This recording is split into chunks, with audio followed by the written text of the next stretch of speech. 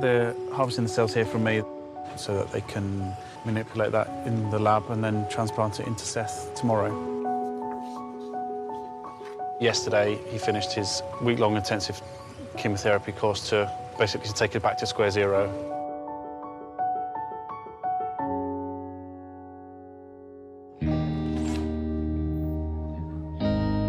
Five-year-old Seth is in a sterile room at the Great North Children's Hospital, waiting for a life-saving bone marrow transplant. Seth was born on time. Natural labour, no problems or anything like that. But then when he was about 5 days old, he started to vomit all the time. For 3 weeks straight, he pretty much just screamed day and night, and we were both exhausted. Seth's first few months were spent coming back and forth to the doctors and hospital. Then, when he was 5.5 months old, he had a turn for the worse. He woke up with the temperature, so I took him to our local walk-in centre, and his fingers and lips had gone blue. So they straight away put him on oxygen, called an ambulance and had him taken straight to the hospital.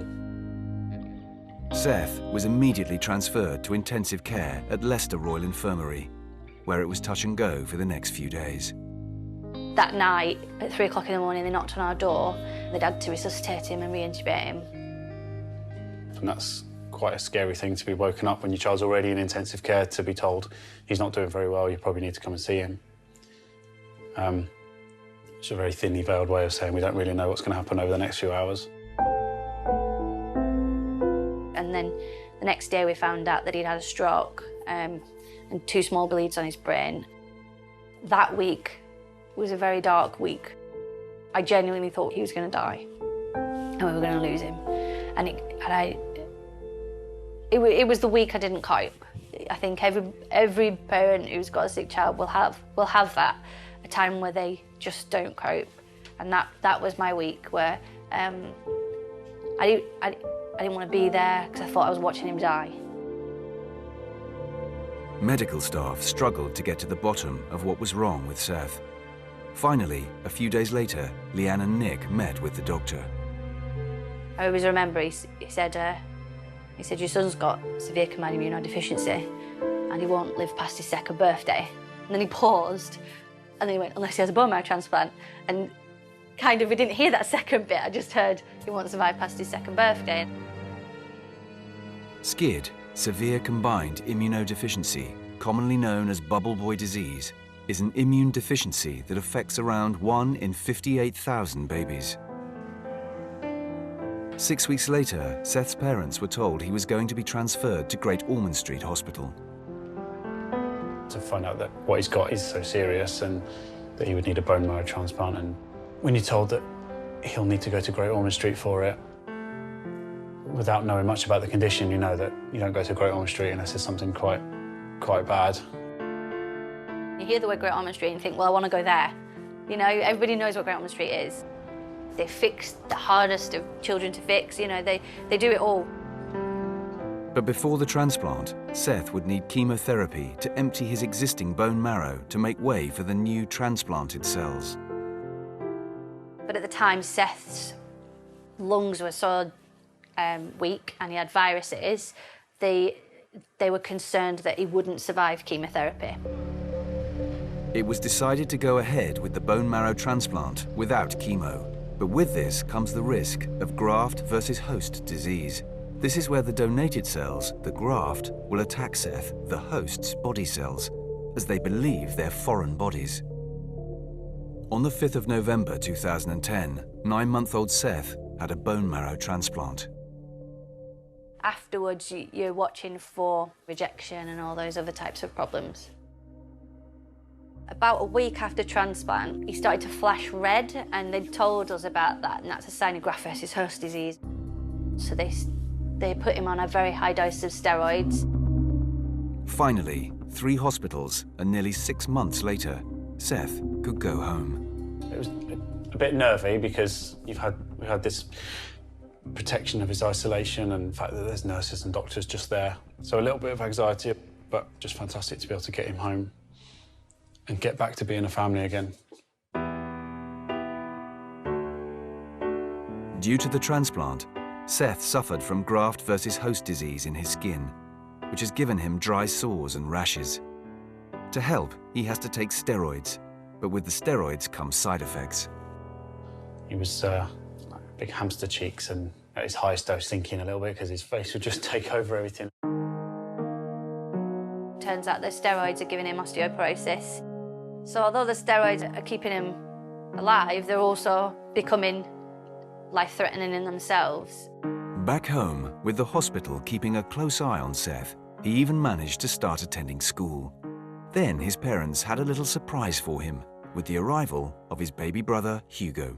When he used to come home from school, straight past the dog, doesn't want to talk to anybody else, straight to Hugo's bouncer, wants to see what he's up to, how his day's been. He loves him to pieces. Hugo's now at the exact age Seth was when he was in intensive care.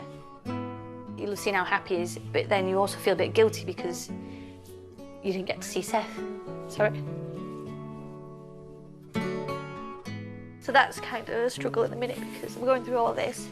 At the same time, I'm getting Hugo's, the hand-me-downs from Seth, and all we had in 6 months was baby grows, and I couldn't figure out where all Seth's clothes had gone, and then I remembered he didn't have any because he was in hospital.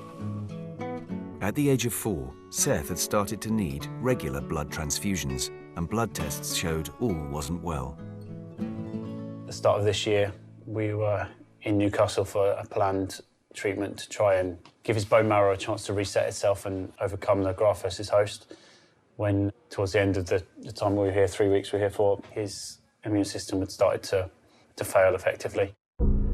The T cells from the transplant were now killing off Seth's bone marrow. His bone marrow transplant had failed, meaning there was only one option. We've got no choice. We've got to. It's transplant or he doesn't survive. That is it. So again, it's put that you need to make a decision, but what decision do you have?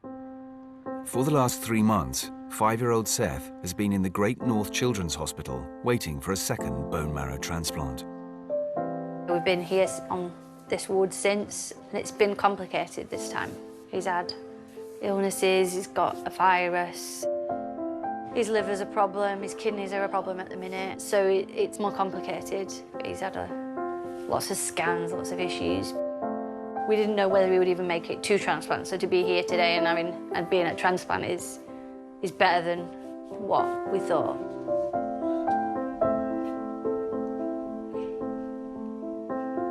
In March this year, with such a huge impending procedure, Seth has approached it by putting a smile on everyone's face, asking for support by wearing yellow. The original plan was to print them all out and put them on his wall. Over the course of the 2 weeks that it was up online before the 27th of March, it had just under 30 million views, and across all the different social media, we've got about 250,000 photos, so I don't think we'll be printing them all off. They really sort of make him smile and make him giggle, which is what it was all about in the first place, really. He's definitely a character. I don't know if it's because of everything that's happened to him or in spite of, but he's a massive personality. And he just makes us laugh all the time. We've got a choice of SpongeBob,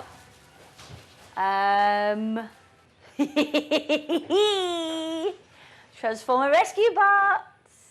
Do you want to watch it? Do you want to come sit on my knee? You happy there? Shall I take this side down? Yeah. His resilience it's amazing because the amount of things that he has to go through. He's had problems that have been persistent for the last 4 years, and he just deals with it, just gets on with it.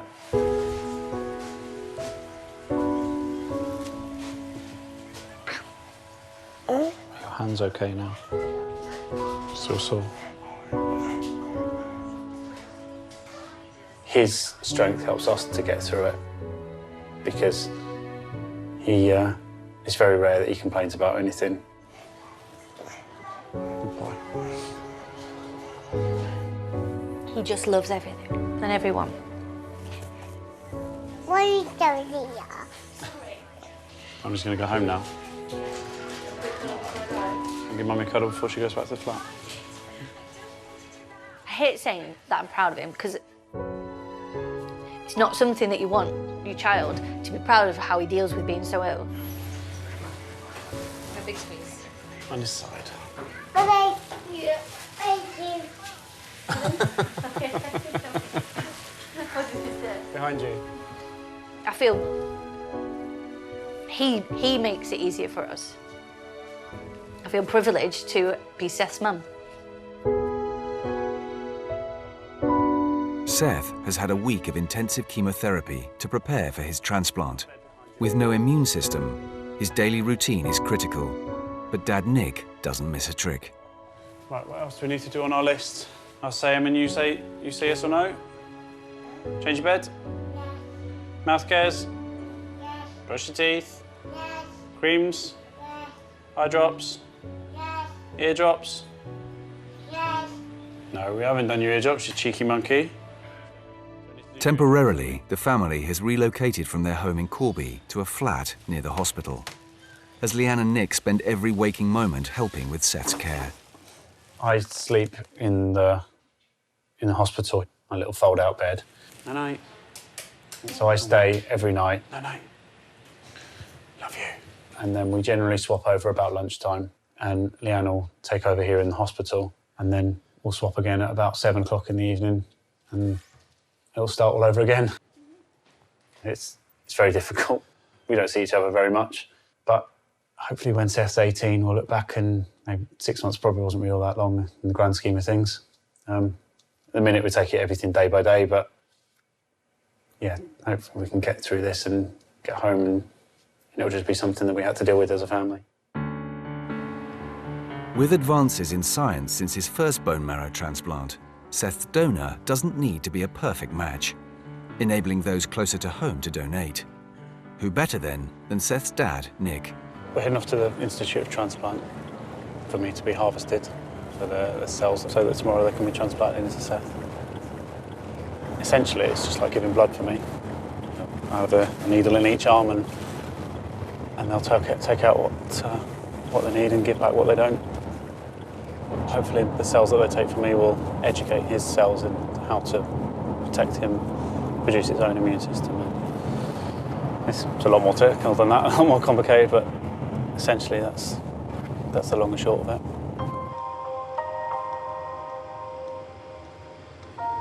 We've actually attached him to a machine which is basically a large centrifuge so that it can extract out the cells of the right specific gravity, which will be rich in stem cells, and it's returning all the rest of his blood to him. So at the moment, everything's going into the lower part of the machine, so that means that the little chamber in there is now full, and it's now being emptied into the collection bag. So that's the stem cell bag that we use, and the description that you usually have is it should look like wild salmon, and I would say that looks like a good bag of stem cells there.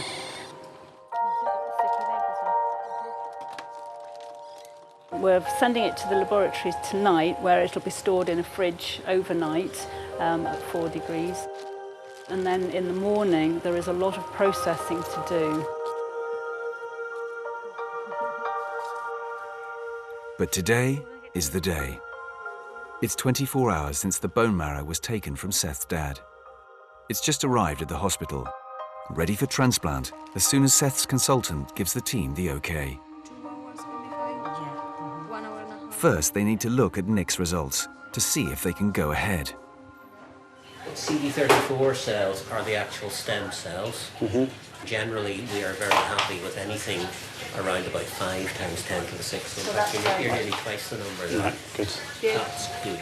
Nick's results are good, which means the transplant will happen today. Without that bone marrow going in today, we know for sure that we wouldn't have Seth for much longer. It literally is giving him the only chance he's got of surviving. Later, Seth's bone marrow transplant is on the way. Will it prove to be the lifeline that he needs?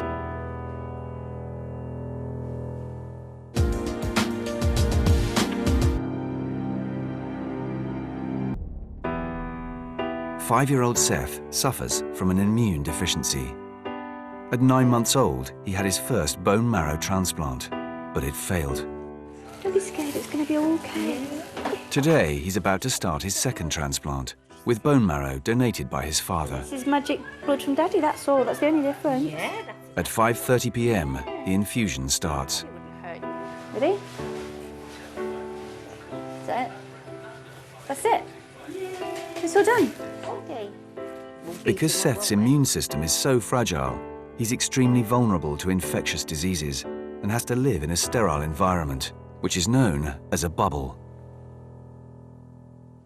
It's a room which is about 12 foot square. To enter the bubbles, we have to scrub, like we do when we go to theatre. Everything that goes in, toys, equipment, is cleaned to a high standard. So we're protecting the children as best we can. And on the ceiling, there are some grids, and above that, there is a plant room. And the plant room is pumping down sterile air over the top of the baby, so everything we do for the children and the babies keeps everything clean, including the air that they breathe.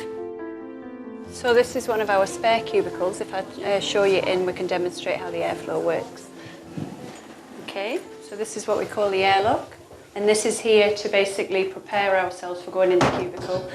So we would do a 30-second hand wash at the sink and put an apron on in here. And then we would always make sure that this door is closed before we access this door, just to prevent any airflow coming through the doors. So this is a laminate airflow cubicle. The air inside this cubicle is changed 200 times an hour. The air basically comes down over the patient directly and is extracted out away from the patient, so they're at the maximum protection that they can be. We can see with the bubbles, so they should directly blow back out, so they don't actually enter the flow area and touch the patient at all. So any activity that's on this side of the room won't compromise the patient on that side of the room. The type of patients that are here are very vulnerable to infection, and that can be airborne infection or touch contact. And so certainly if we had anybody in the cubicle or there was any infection that was airborne in here, we wouldn't want that air to cross over onto the patient. So by having this invisible curtain of airflow, we can maximise the protection that they're under, and know that anybody that had a cough or cold or sneeze over on this side of the room would not access that through that air, direct contact air. A constant means of support for Seth and his parents, the Bubble Foundation runs alongside the ward. They provide education, equipment, toys and fund research to help all children in the ward, from babies to teenagers. Although there might be sick children, they're still children, and they need to learn to walk and talk and reach all the milestones of development that every child does.